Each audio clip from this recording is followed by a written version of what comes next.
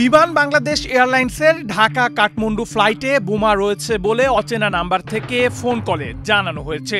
বোমা থাকার আশঙ্কায় হযরত শাহজালাল আন্তর্জাতিক বিমানবন্দরে চরম উৎকণ্ঠার সৃষ্টি হয়েছে।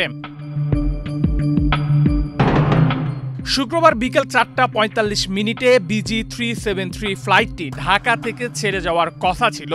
উড়োজাহাজটির বৈমানিক ছিলেন ক্যাপ্টেন আব্দুর রহমান। তবে ফ্লাইট ছাড়ার আগে অজ্ঞাতনামা একটি সূত্র থেকে বোমা থাকার হুমকি আসে। বাংলাদেশের একমাত্র স্মার্ট সিটি বসুন্ধরা এখন আরো নিরাপদ, আধুনিকতায় আরো এক ধাপ এগিয়ে। এরপর পরই বিমানবন্দরের নিরাপত্তা ব্যবস্থা সর্বোচ্চ সতর্কতায় নেওয়া হয়।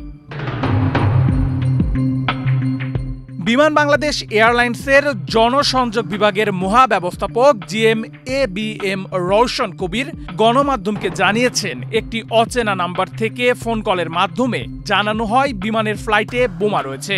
সে সময় ফ্লাইটটি উড্ডয়নের প্রস্তুতি নিচ্ছিল। যাত্রীদের নিরাপত্তাকে সর্বোচ্চ অগ্রাধিকার দিয়ে তাৎক্ষণিকভাবে সবাইকে উড়োজাহাজ থেকে নামিয়ে আনা হয়েছে। বিষয়টি বেসামরিক বিমান চলাচল কর্তৃপক্ষ বেবিচক গুরুত্বের সঙ্গে দেখছে। বোমা হুমকির খবর পাওয়ার সঙ্গে সঙ্গেই উড়োজাহাজে থাকা সব যাত্রীকে নিরাপদে সরিয়ে নেওয়া হয়। পরে বিমানবন্দরের বোম ডিসপোজাল ইউনিট ঘটনাস্থলে পৌঁছে উড়োজাহাজে তল্লাশি শুরু করে।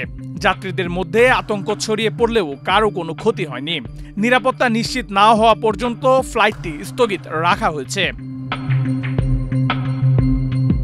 এদিকে হযরত শাহজালাল আন্তর্জাতিক বিমানবন্দরের নির্বাহী পরিচালকের মুখপাত্র স্কোয়াড্রন লিডার মোহাম্মদ মাহমুদুল হাসান মাসুম জানিয়েছেন, উড়োজাহাজে থাকা সব যাত্রীকে নিরাপদে সরিয়ে আনা হয়েছে। এখন বোম ডিসপোজাল ইউনিট টিম তল্লাশি চালাচ্ছে। নিরাপত্তা নিশ্চিত করতে বিমানবন্দরের নিরাপত্তা ইউনিট, আইন শৃঙ্খলা রক্ষাকারী বাহিনী ও অন্যান্য সংস্থাও কাজ করছে। বিমানবন্দর সূত্র জানায়, এটি একটি আন্তর্জাতিক ফ্লাইট হওয়ায় বিষয়টিকে সর্বোচ্চ গুরুত্ব দিয়ে দেখা হচ্ছে। কারা কি উদ্দেশ্যে এই হুমকি দিয়েছে তা তদন্ত করে দেখা হচ্ছে। সংশ্লিষ্ট কর্তৃপক্ষের সিদ্ধান্ত অনুযায়ী পরবর্তী ব্যবস্থা নেওয়া হবে বলে জানিয়েছে বিমানবন্দরের একটি সূত্র। নেহাল আহমেদ প্রান্ত, বাংলাদেশ প্রতিদিন।